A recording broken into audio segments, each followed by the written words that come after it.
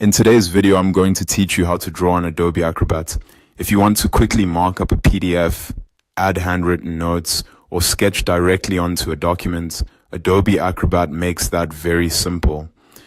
In this walkthrough, I'll show you exactly where to find the drawing tool and how to start using it right away. To begin, open Adobe Acrobat and make sure the PDF you want to work on is already open on your screen.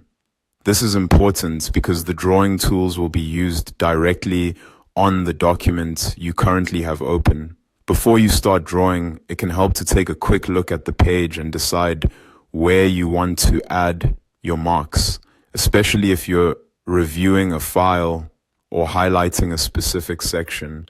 Once your PDF is open, look over to the left-hand side of the Acrobat interface where you'll see a column of icons. In that menu, click on the draw icon. This activates the drawing tool so Acrobat knows you want to add freehand marks to the page instead of just viewing the document. If you don't see it right away, just take a second to scan through the icons carefully, since the layout can look slightly different depending on your version of Acrobat. After selecting the draw icon, click anywhere on the PDF page and begin drawing. You can drag your cursor or use your stylus, depending on your device, to create freehand lines directly on the document. This is useful for circling content, underlining sections in a more natural way, or adding quick visual feedback during reviews.